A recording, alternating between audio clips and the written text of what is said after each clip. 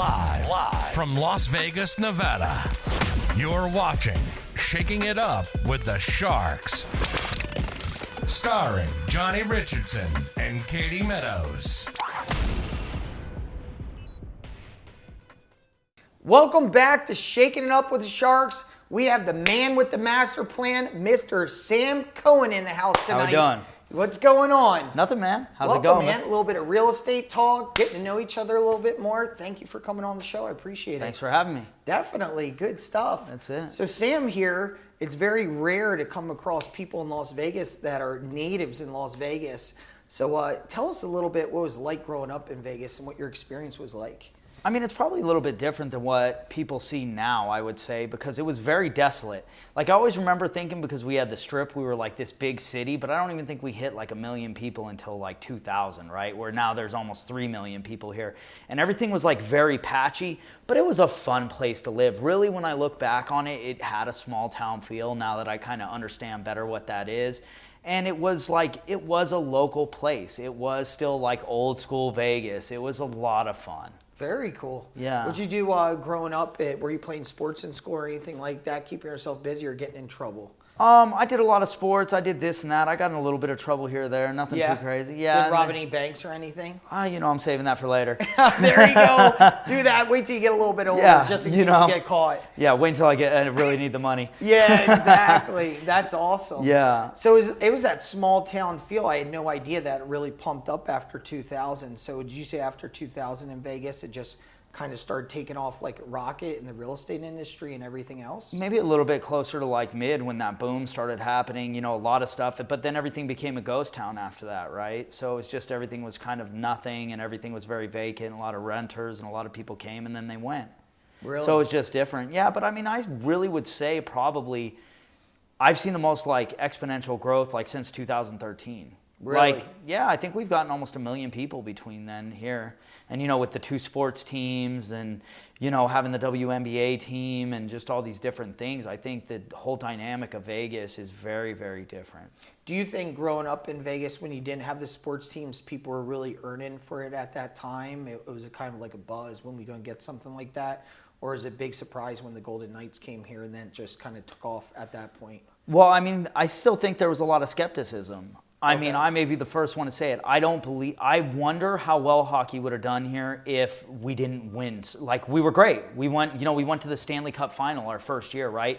And that bought a lot of hoorah. I mean, we weren't sold out of season tickets until after that first year, right? True. So that really, really helped. And then I think when they saw, especially hockey in the middle of the deserts taking off, you could bring anything here. And now they've seen with the Raiders, it's just insane, right? It's changed the entire game. It's definitely turned into a sports town at this point. Well, and especially now with the Super Bowl coming here in a year and a half, and I mean, they're starting to realize, obviously, a lot of people think tourism, but really it's always been conventions. So like, I'm from the restaurant industry, and during the summer you could especially like back when they used to have Restaurant Row and things like back here, you could take time off in the summer. It wasn't busy. Yeah, there's people coming in like visiting and going partying, but that wasn't really where the city lit up from. It was from major conventions, CES, Magic, and just all these different things where you were booked, day and night for different things, and that just kept all the casinos full. And just the capability that we can house so many people with the casinos and everything and make it so convenient. I really think that this Super Bowl is going to change a lot for Vegas when they see that coming to town, and everybody knows that it's coming. What do you what kind of changes do you foresee coming? I think people are starting to actually see us as a major city. Okay. I don't think people really notice that. You talk to a lot of people from LA and things like that. I don't think that they really took us seriously, and it's slowly coming. I mean, it'll start even, we do have that draft coming, and they're still really going to do that draft actually on, the lake at Bellagio, and they're probably going to shut down the whole Strip. I mean, unless something else happens, kind of like it did last year. So we'll see, though. And you think people don't see as much of a community? They're like, oh, Vegas Strip, come here, party. I mean, that's all those guys do. And that's some of the talk I hear from out-of-towners. they're like, you guys must live in casinos, party all the time, everything else. That's where I don't take it serious. And now they're really like seeing it a different way. Yeah. The dynamic is really, really changing. And, you know, now they're talking about more sports teams. I mean, pretty much out in Vegas, you grew up out here, you probably just followed your like dad's team or like I do with football. And, you know, and or you were a front runner. Like everybody out here when I was a kid was an Oakland A's fan. Which is funny they're kind of coming here now. Yeah, because, you know, they were the best. Yeah. I mean, I think one of the coolest things that would have been if you are a Vegas like native was when the Hornets were up, because they are talking basketball now. If we would have got the Charlotte Hornets, because it just would have been monumental, because everybody in Vegas was Hornet fans because of Larry Johnson. I didn't know that. Yeah, so that's everybody had Hornets jackets back in the day. I had a Hornets jacket back in Jersey. Did you? So I must have knew I was coming out here. That's to it. Vegas. You knew it. You were predestined. Yeah, exactly. Yeah. I remember rocking that jacket around. It was the one thing I wanted for Christmas when I was like 13. Yeah. I mean, it was Grandmama. Yeah. You know, Larry Johnson was the man. I mean, because we had the undefeated seasons with UNLV. So that was pretty big as well with Tark. That's super awesome. Yeah. Definitely is. During that time, you spent some decent amount of time in the restaurant industry, correct? Yeah. Yeah. I worked in and out. My whole family's in restaurants, mostly steakhouses. Had a little stint at Nobu, Piero's, a couple other different little places, local joints. And yeah, I mean, I was in restaurants all the way up until I got in real estate. My first year, actually, I was working at a restaurant in Tivoli Village called Echo and Rig. Oh, that's an amazing restaurant. Yeah, it was phenomenal. I opened the restaurant up. I was there for years. And I mean, what year was that? Like 12 or 13? Yeah, something like that. It was back then. And that must have been a hit when it opened up because it's still an amazing place. Yeah, I mean, it was super booming, right? Yeah. And it was a big, big thing when it kind of happened. And, you know, even my first year in real estate, I was working I did it a little bit different, though. I think people are a little laxated. I mean, I was in the office 5 days a week and still working on the weekends, and I would go wait tables at night. Really? That's awesome. Good for Yeah. you. And a lot of people do that. They get into real estate if they had a job or restaurants or golf course, whatever they might be. And they think they'll get into real estate and maybe do 1 or 2 days or anything like that. And I tell agents, I'm like, look, there's a difference. If you want to come in and you're starting real estate, you look still as a part-time or full-time job, not a part-time job. You work your daytime gig or your nighttime gig, and you put 6, 7, 8, 9 hours a day into real estate, and that's where you'll really crush it. Wouldn't you agree? Well, yeah, I mean, that's kind of the thing, right? Like, everybody wants this quick way in or whatever. It's not really that. You grind it out, right? Yeah. Like, you put the hours in, whether it's the phone calls or the social media, whatever you find your niche is. Yeah. You know, you kind of got into it. I mean, my thing was phone calls. What kind of phone calls were you calling? Like expireds? Did you have a list? Neighbors? Or who were you calling? I mean, I had a deal in escrow within a couple of weeks just Good from... job. Yeah, I mean, but it was literally just, you know... the person that was mentoring me at the time, well, my broker and my acting, you know, and my managing partner broker were training me. But they were just like, here, go through our dead leads and see if you could pull something. And within like a week or two, I had a pulled lead. That's and awesome. I had them and out. Who was mentoring over you? At that time, mostly Ryan Crichton. Okay, over the nice. Crichton team. And you've been with the same company ever since you got started in real estate. So that was a great relationship and mentorship and everything else. Yeah, I've been with Rothwell Gorn my whole time. I don't really, you know, worry too much about like moving around or anything. You know, I Keep like your the dynamic. blinders on and just keep on cruising. Yeah, I mean, I you know, I'm comfortable where I'm at. I don't really like jumping up and just messing with things for no reason. What's the point, right? Exactly. Yeah, definitely. You do see others. Reminds me of the car business sometimes. Well, I was in the car business for 9 years. I worked 2 places the entire time. Majority was Toyota. Yeah. I went and did special finance for 2 years in the middle of that. But I noticed with a lot of car guys, very similar to realtors, every 6 months, constantly a new place. I'm going here, I'm going there, I'm going here, I'm going there. I mean, I think I know what it is, though, like with a lot of it. You know, I just think, I hate to say it, I think a lot of people get in real estate and they think it's easy. Yeah. Like, I think the general public, when they get into real estate, I'm going to post on Instagram. I'm going to tell everybody I'm a realtor, pics. and here they come. And it's like, you know, it's probably the furthest thing from the truth. It's you know true. what I mean? Because I will say this, it took a long time for me to really pull my sphere in and create them as my business. I felt like, you know, in the beginning, a lot of people knew you were new, this, that. I mean, I would say the people that kind of flocked to me were people that thought I was very charismatic and liked me, but they weren't even like my closest friends and things like that. And they would reach out and I would kind of get deals from that. But and then just kind of doing other things and getting other clients. But of course, as Took a little while to build that up with your sphere at the end of the day. Yeah, I think a little more time, right? Yeah. And I think that's a lot of people. If somebody sees you brand new, getting in, they're kind of watching, is this guy going to stick in? Is he going to fade out like 90+% of realtors do? Right. And is he going to make it? And then they come around, this guy's doing big things. And I think that kind of pulls them back in as well, right? And because the thing is that I don't think a lot of people realize, if I have a friend that goes with another realtor, I am never offended. Oh, of course. Never, because you know what? At the end of the day, they need somebody there. I know pretty much everything about a person, right? And sometimes they don't want their really good friend knowing everything about their finances or this or that. And I've literally met people that were like, my best friend's a realtor, and they tell me the same thing. And it's just kind of you still got to just be appreciative for people that are getting their homes and things like that. Because I kind of understand it. I have really close friends that I love to death. I don't think I want them knowing everything about my finances. Yeah, of course. You know what I mean? Yeah, definitely. I've talked to several people. They just would prefer to keep that out, that personal relationship. And whatever they're going through, whether it's selling a house because it's a personal scenario, married, death, divorce, whatever it is, they'd rather work with somebody else. And the average person knows 7 realtors out there. Yeah. I'm with you 100%. If they go a different direction, the best thing you can do is keep a good relationship with somebody. Let's say that doesn't go the way they expected, and then they want to come back. I talked to a friend of mine recently. You're like, man, the kiss of death is once you tell a friend or anybody else that you bought or sold with someone, and then they just write you off. I think that's the craziest thing in the world, because you don't know which way the deal's going. And if you're nice to people, they made a decision based off whatever they felt good about. But if you're nice, maybe get the next deal. Maybe it's that deal. Maybe it's a referral. Or if it's never, it's you can't take somebody's choice away like that. Yeah, exactly. You know what I mean? That's their choice. Just be happy for them. Or the other part, I see people get upset. They're like, well, they know I'm a realtor. That's just one step. Anybody can have a license. Yeah. They might not see you as a professional. Do you carry yourself professional?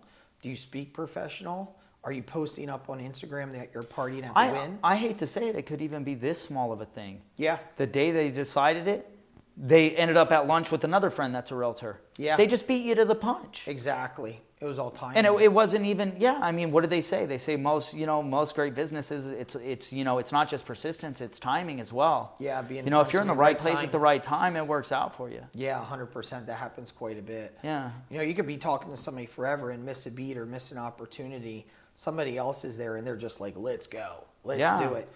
I know several times when I was buying something, I wasn't thinking, oh, this one guy mentioned it 2 months ago. No, somebody's in front of me and says, let's go, and I'm ready, then I'm just moving at that point.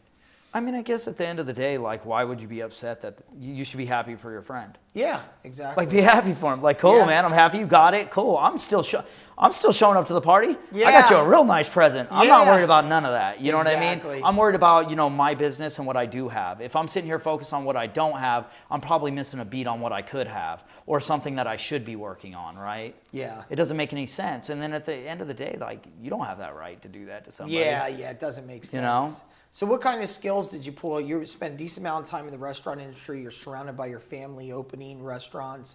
What kind of skills did you pull out of there and bring into real estate that helped you succeed? Talking. Yeah. Talking and just being persistent and listening and being able to jot things down. I mean, a lot of this stuff is, you may not think about it, but high-end waiter jobs in Vegas, there's a lot of money in it. I heard. A lot of money. I made good money. I mean, if I probably told you what my last year was there, you'd be like, that's pretty impressive. Yeah. You know what I mean? But there's a lot that goes into it. There's a menu that's however long, tons of items. You have to know every single item in there. Then you got to go and you have to be able to present that to the people and listen to them. And you have to be catering of an experience. Well, we kind of cater experiences at what we do too. Exactly. And just kind of talking, and I think it also helped me not be timid. When I talk to people. Because I get a lot of people, I get them and they're like, well, I can't just start calling people well, I don't know what you're going to do then. Yeah, you're going to have to pick up the phone and have a conversation. Yeah, this doesn't happen just automatically. They show up at the front door and say, okay, I pick you, let's go. No, if not, our business to be so oversaturated, there's no money here. You know what I mean? Exactly. There's got to be something that you got to bring to the table. But that's probably a lot of it. I think it makes me personable, and I think I'm very fluent when I was able to talk to people and just kind of get in front of them and listen to them to be able to help them. And you mentioned an experience as far as a restaurant. Vegas is a great spot for it because a lot of times when people go for the restaurant, one part's the food, second part is the experience at the end of the day. What are they going to experience while they're there? What is the setting like? What are the servers like? What are they walking away with? What kind of memories? Am I correct? I mean, it's everything, right? Yeah. Like if the food comes out bad, it doesn't matter what the waiter does. And if the waiter doesn't do well and isn't accommodating, it doesn't matter how good the food is. These restaurants have to pull together. It's like a whole thing, presentation, everything. Everything needs to be done with timing. Especially, out here, your average check is like if you're in a decent restaurant, let's just say after drinks and everything's $150 a head. That's not a light dinner, right? Yeah, exactly. Like you need to bring something to the table. Yeah, you're spending some money, definitely. Yeah. And it can go much higher than that depending on where you're at, of course. Yeah. Definitely. And using that experience in real estate, I think a lot of realtors get in the business and they think it's about selling a house and they close the house, they get a commission. But if you concentrate, I'm sure you'll agree, on that experience being an amazing experience, you'll find that your business grows much faster and exponential. Yeah. Yeah, definitely. And just concentrate on that experience. How can I cater to this person? How can I pay attention? Ask more questions. What are their needs at the end of the day? And really just give them that graceful walkthrough. Because a lot of people have bad experiences with realtors. I mean, I'm going to say this. This is the one thing. If you can remove yourself from the situation and focus on the client, truly focus on them, you can't lose. Yeah, 100% right. You can't lose. And take yourself out of it. In other words, like forget about your commission for a minute. Because that's what people are thinking about, like, how am I going to get paid? When am I going to get paid? We got to close this fast. Meanwhile, they're giving friction to a client. We got to close fast, close fast, close fast, because you're just worrying about getting paid. What's good for them? I mean, it could be other things, man. Yeah. I mean, I'll tell you one thing I had a problem with. Like, if I had a client say, I don't care. Just get me the house. Do not lose it. It took a lot out of me in the beginning to understand, like, I still want to try and fight for this deal or do this or that. But I hate to say it, like, you have to listen. Because if you lose that house trying to, save a few $1,000s that they already told you they don't care about, don't care. Yeah. Did you do your job?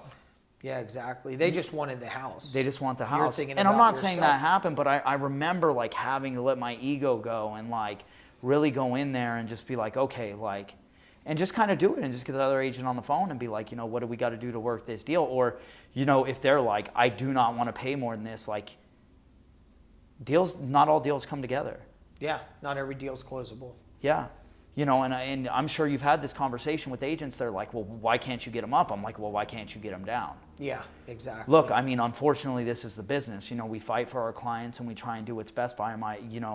He doesn't want to budge. I'm not going to push him to budge. I'm not going to break my trust with somebody to try and put something together. Yeah, exactly. You want your client to have that belief and confidence in you all the way through. And just like you said, take yourself out of it and just listen to what their needs are at the end of the day. And not every house is built the same. I've Yeah. had clients go look in homes and they're like a deal. And then finally, eventually they walk into the right one and they're like, no, but this checks all my boxes. Yeah. I don't have to fix this. I don't have to do this. Just get me the house. They're satisfied at the end of the day. You've got to play things out. Definitely. And sometimes you never know. I mean, I've written up offers on properties that my clients wanted me. I'll keep it real. Like, so originally my current assistant was my client. Really? Tell me about that. My dog pays like he weighs. I was walking my dog and she was coming through my neighborhood and she was like, and she starts petting my dog and I go, where do you live at in here? And she goes, honestly, I'm trying to sneak over here and find this realtor sign. I want to buy this house. Really? And I'm like, you don't want to do that. Was it your listing? No, I had nothing to do with it. Yeah. I go, you don't want to do that. And she goes, why? I go, I'm the number one agent in this neighborhood. You want to use me? She looks up at me and goes, can you sell my house too? I'm like, it's like the best day of my life. Oh, right? Man. So nonetheless, though, she was very specific. She was like, I'd noticed it been on the thing. And I remember she's like, I want to offer this. And I remember thinking in my head, the comps are way higher because I'd sold a model match way higher. I was like, they're never going to go for this. I'm thinking in my head, but I didn't tell the client that. Yeah. Forget it. Who cares? If I lose this one, I lose Yeah. it. I'll earn her trust, and if this one doesn't work, Keep on moving. That's it. That's it. This is what she wants. I'm going to do it. Guess what? They did it. It all worked out. It all worked out. They took it. They wanted it. They were in a situation for whatever reason. The home had been on the market for 3 months. Guess what? At this point, they were ready to sell. So my point to that is you really don't know. Yeah, what somebody's going through on the other side. And I talk to buyers about that constantly. I'm like, listen, things change sometimes overnight. You have no idea what is happening in their life. Sometimes they have a job they have to take off to. Maybe they just found out last night. But, whatever you want to do, I'm going to support you 100%. Let's just get it over and get you the property you want if this checks all the boxes. Right, and that's it. Yeah, keep it simple. Keep it easy, right? Definitely. Yeah, I mean, I feel like you really can't lose like that. Yeah, definitely. You know what I mean? I mean, because what's really going to go wrong? Or maybe you don't get that deal. But I guarantee you, if you do that and you're genuine and they walk away, something will come from it. Yeah. Maybe not even from that person, but the consistency. Oh, yeah, and that's the name of the game, is staying consistent all the way. Yeah. And that's another part that I see with realtors, unfortunately, especially somebody new. If they get some quick results in the beginning, a couple escrows, most people aren't used to seeing that money, so they just take a step back. They stop being consistent at the end of the day, stop doing follow-up, calling clients, whatever they were working on. Well, I think, people have different aspirations when they come into the business. There's people that just, they want to do enough to get by and just kind of do a little bit of this, do a little bit of that, and, get by. And then there's the me's and you's that want to grind it out. Yeah, like, definitely. we kind of want to go to a different level on things and put our focus on it. And I mean, I'm not saying that I'm, anything super special, but I definitely apply my time in a respectful manner, and I do my best to be as knowledgeable as possible and provide the best service as I can. And, wherever I land at the end of the day after that, I'm cool with. Well, you're doing an amazing job with it. You have your group now. You have the Cohen Group LV, correct? Yes. So you've been doing that. And what's your experience been as far as bringing in agents, going through that transition? What have you seen with most agents coming in, what they want at the end of the day? I mean, I'm maybe having a little bit of a different experience, though. I have a friend from junior high that I also worked in the restaurant business with, working with me now. He's one of my business partners, and I was honestly on the way over here, and he was just talking to me about how happy he was, and that's awesome. During COVID, he was having a little bit of a problem, and I was like, why don't you come try this with me? And then another friend, basically, I worked with his girlfriend in the restaurant business, and he was originally going to buy a house for me, and then he ended up talking to me and he wanted to come work with me, and he's phenomenal. And then I met another friend through a friend, and she just came on with me. And then he was a previous client, and he is more of a part-time realtor, but kind of like you said earlier, he works at a golf course and just whatever. So, I mean, I think fortunate for me, I work with a lot of people that knew me previously and had a personal experience with me before. And to me, it's the best thing about what I got going on. Like, I work with people that, we're genuinely friends. But I would say that a lot about most of the people that work at our office in general. Really, real tight community over there. Like, we're all just cool. We're all very similar. And maybe if we're not like close friends, we all have a lot of similar traits, and we all kind of landed there. That's awesome when you have a community like that. Everybody's getting along, doing stuff together, and does stuff outside of real estate as well. And whether it's events or dinners or whatever it might be, because everybody has the same vision, same path, and just gets along, and there's no toxic people in the environment at the end of the day. No, I work with, like, everybody is super positive. I've known them for years. I guess she's my transaction. She's really my boss, right? Like, I wake up every morning. She's telling me what I need to do. Like, let's be honest here, right? But I mean, she is probably one of the most positive people you've ever met. And she actually has like a book. And if you read this woman's, played college basketball. She was a basketball coach. She's ran triathlon. What's the name of her book? A Simple Soul. Okay. Is by Kimberly Cower, and nice.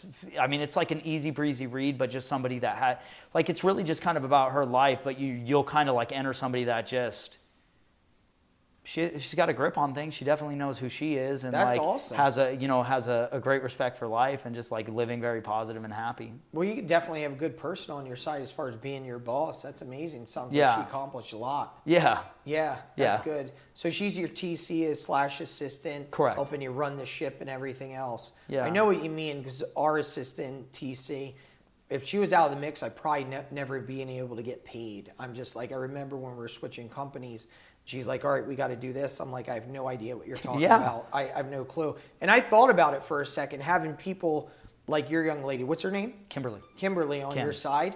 Kim, it's like, man, if they disappeared, something happened overnight, what would my life look like? No, I couldn't lose her. Oh, yeah, it's scary, I can't lose her. There's no way. Definitely. It makes you have a real appreciation for somebody when they're running the show and helping you out. The crazy thing is with her, it was a little bit of a struggle. But again, this is kind of where I go sometimes, where you got to invest in the people. Yeah. Because she had no real estate background whatsoever, and I trained her from the scratch up. But I knew long term what she would bring to the table could never be replaced. And I'm super happy because, like, above all, I get to wake up and talk to somebody I enjoy. Everybody I work with. You know, everybody that helps, you know, me along the way, we all have great personal experiences. I think one of the biggest things you can do is, like, wake up and talk to people every day you enjoy talking to. No, 100%. And we had dinner just recently, and I love that about you when you talked about your environment, taking care of your people. It wasn't as much about, hey, the Sam Cohen show was like, how do I make this group prosper? How do I help them? How do I help Kimberly? How do I help this agent? And that's awesome coming from a team leader. You're looking to help elevate that person at the end of the day. Well, I mean, do you want to be a leader is the question. And I don't know anything about anybody's business, but I do see a lot of times, I mean, people are doing their own business. They grab these people, and I don't think there's a lot of support there, right? But there's cuts being taken for sure. Yeah. You know, and it's got to be a give-take. You know, if you're taking something, what are you giving back in value? And giving back more than what you're taking, and people can feel that. You know, Sam cares about me. I call all my business partners every day. Good for you. And I'm like, hey, what's going on? Can I help you with something? I talk every single morning with Kim, and we go over everything. Not only do I go through my deals, I go through their deals every single day to ensure that everybody's on the ball, because a couple of these people are brand new, you know, and we just want to go through stuff, you know. And people feel that the support, just a simple phone call sometimes is all it takes. 5-minute conversation. A lot of us are busy in real estate. I know you're definitely busy. Yeah. You take 5 minutes out of your day. Let's say somebody didn't show up to the office, they're having a bad day, they're going through something personal. Just the fact that you call on Karen, that elevates them and changes their perspective. I think it's a different thing as well with the newer agent, right? Like, if you show them it's okay to call you as much, I tell them, call me. Yeah. Call me, because I'm going to tell you right now, it is easier to maintenance this and address things before they happen than fix problems. Yeah. Because I hate to say it, if it's a big problem and something's happening and we need to save a deal, it's all hands on deck, right? It's very hard sometimes to focus on things because you're bouncing around. So it's costing more. So it's better to just be diligent. And honestly, if you make people feel like you don't have time for them, I feel like that's going to be the ultimate result long term. Oh, yeah. Well, who wants to be in any relationship? Because these are relationships at the end of the day where somebody doesn't have time for you. If it was a girlfriend or a girl with boyfriend, whatever it might be, that person didn't have time. Would they stay? No. So why would your agents? Yeah. You know, and the same thing. It's like, what's the point? If I was someplace working with whoever and there was commitments, money on the table, the list goes on, but you had zero time for me, it's like... I guess the question is why do you have them, right? Why do you work with these people? Yeah. So if you have more experience in them and you're taking them on, I mean, I had to sit there and think about that before I did this. And what was it that I brought? I want to help them. You know what I mean? Yeah, exactly. I want to bring value to them. If I'm not bringing value to them, how are we business partners? Because they bring value to me. And you're doing a great job for it. You told me a little bit at dinner what you were doing with your people and the systems you have set in place. Even just one of them that I loved is you have a complete spreadsheet of all the new builds, which is super easy for new people when they come in, correct? Well, yeah. So they get a call, a Zillow, whatever, a cold call comes in. They're like, hey, I'm looking at brand new. And you've worked out systems to simplify their life as a realtor. Somebody could call me because of the systems I have in place, or one of my agents, and say, I need a new build within this purchase price. And right there, you're like, boom. Within an hour, I will have a full email drafted, who the builder is, with links to the communities, a little disclaimer at the bottom basically saying, please call us with questions. We're the ones providing this information, and then we'll follow up right away and just be like, hey, if you like any of these or if you have more questions, we can get the tours set up. Obviously, some builders you need tours, some you don't. Obviously with COVID, all depending. all depending. And then you could just get other information as far as releases, things like that, because there's other things they don't understand, and we kind of keep a lot of that information as well. No, that's all. Do you do a lot of new builds? I would think you do with that system. How many did you do last year? I don't know. No idea. No idea. But you're definitely running a pretty clean system with it. That's awesome. Yeah, I mean, it's about being efficient, right? Yeah, and as far as the new agents coming in, like I said, that makes it simple, makes it easy. What else are you working on with the new agents right now to help assist them get business and providing a support system? Follow-up calls. I do a lot of, I literally go through, I do, 1 to 3 months, 3 to 6 months, three times a month. And I will literally go through almost every single lead with people. And I've helped my agents pull stuff out. And they're like, well, they're just kind of saying this. And I'll be like, look, if they're saying this, just start sending this, start telling them this, and move, because guess what? Their criteria is actually met. They just believe it's not.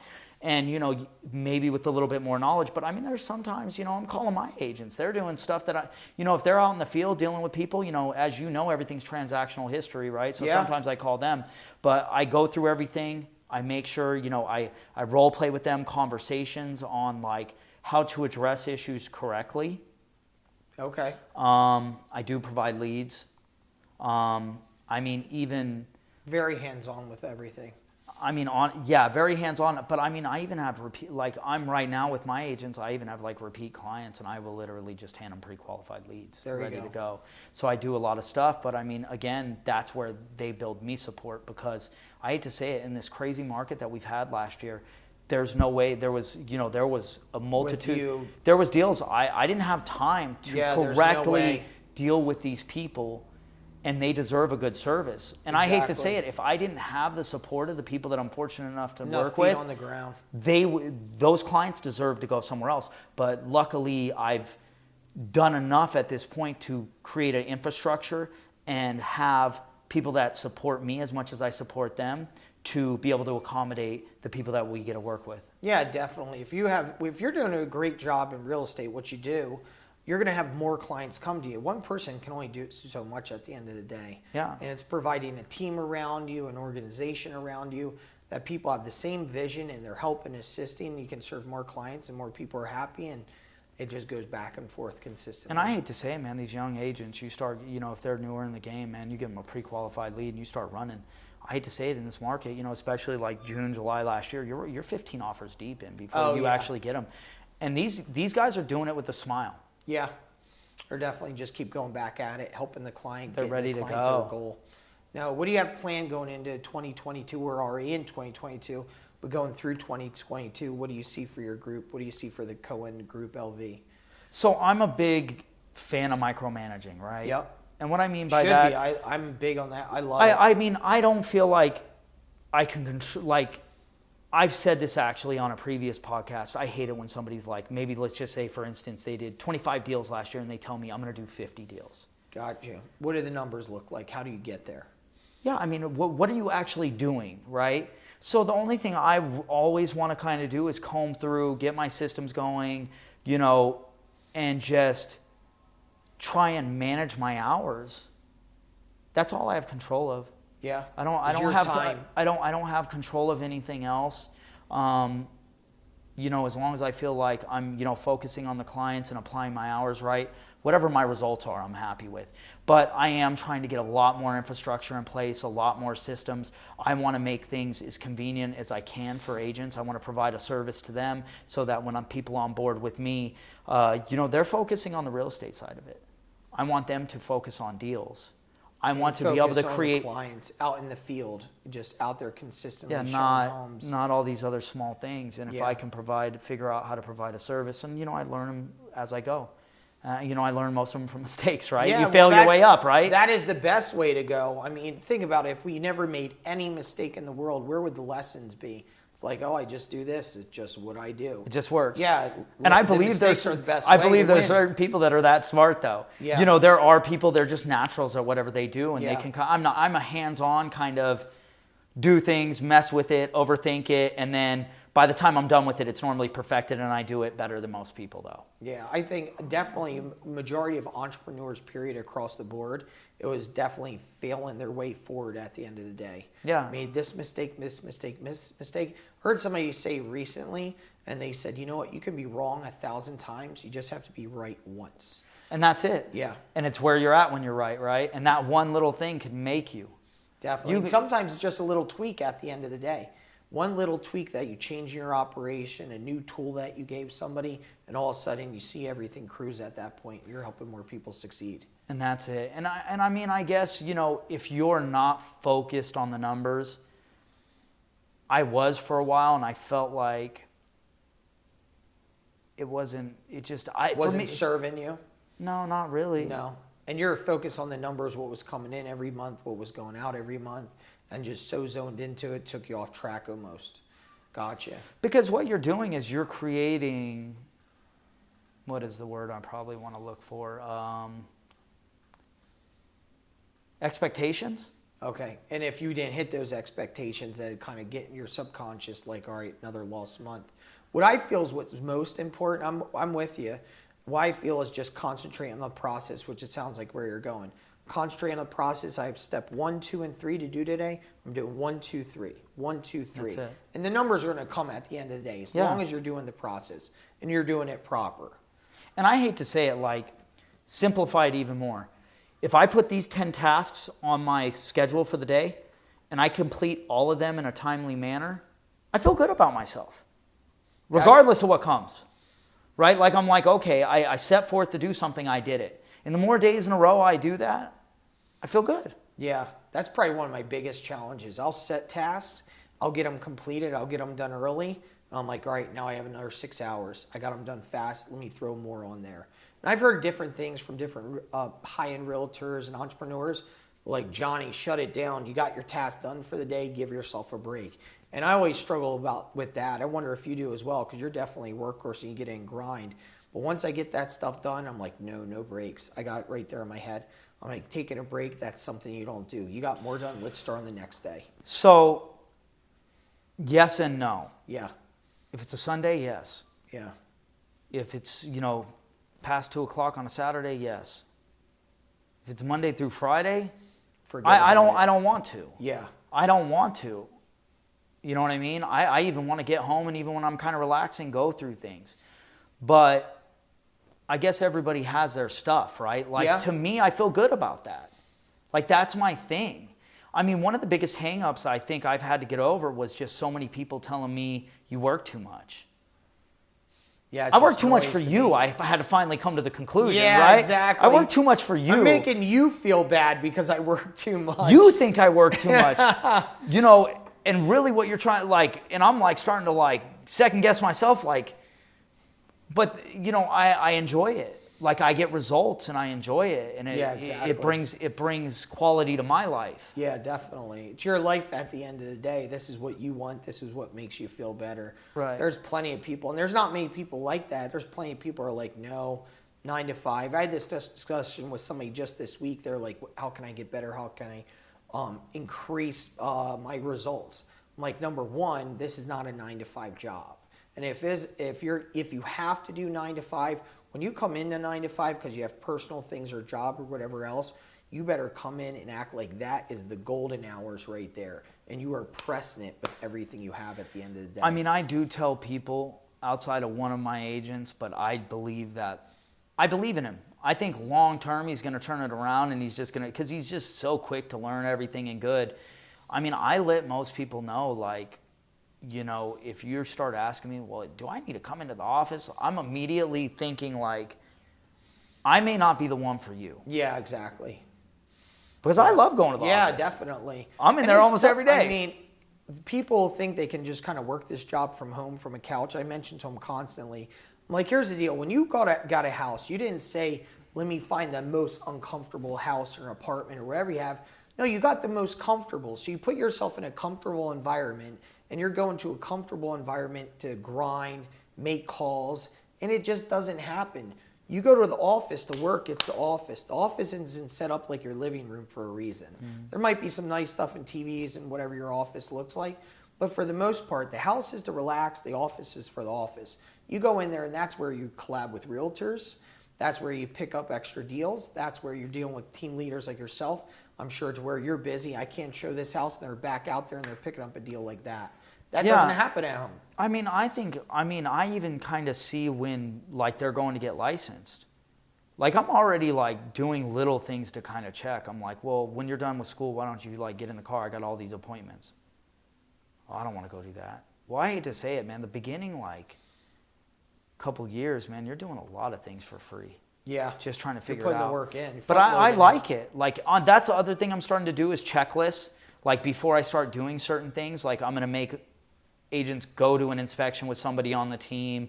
You need to go to an escrow officer, have them walk you through how an escrow works. Go to a loan officer, talk to the loan officer, go through all that. I want you to go with me on a couple showings.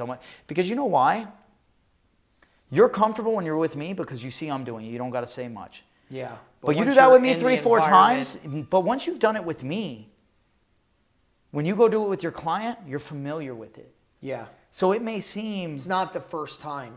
Yeah, it may seem like it doesn't work, but I hate to say it, like probably the last thing a client wants to see is you're sitting at an inspection super nervous and you have no clue what's going on.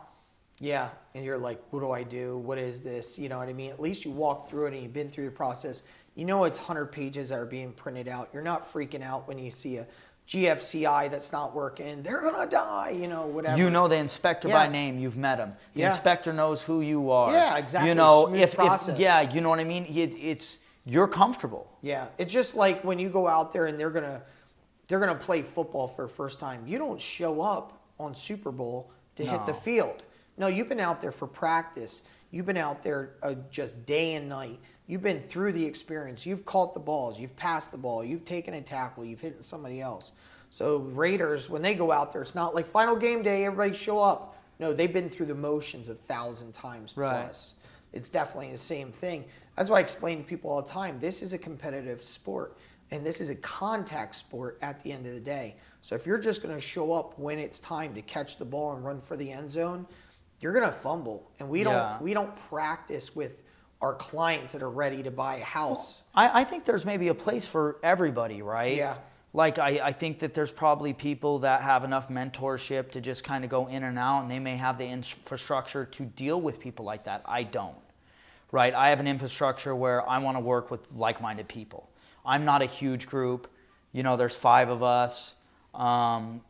So I kind of want to, I want to have hands-on experience with people that are, trying to have... And build in the quality. Yeah, just have similar habits, I guess, is the easiest way to say it for me. Definitely. And you're doing an amazing job with it. I want to thank you for coming on the show tonight. Yeah, thank you, brother. Super awesome. Yeah. I'm looking forward to see what you're going to do in 2022, and it's just amazing everything that you're just shooting for right now. So I'm looking forward to it, my friend. Thank you, brother. I'm looking forward to you too, There you go, baby. rocking. Boom. That's what I'm talking about. That's so it. everybody check out my man, Sam Cohen over here, making big things happen in 2022. We got the Cohen Group LV just crushing it out there. We'll see you next time on Shaking It Up with the Sharks. I love it. Shaking It Up with the Sharks. Starring Johnny Richardson and Katie Meadows.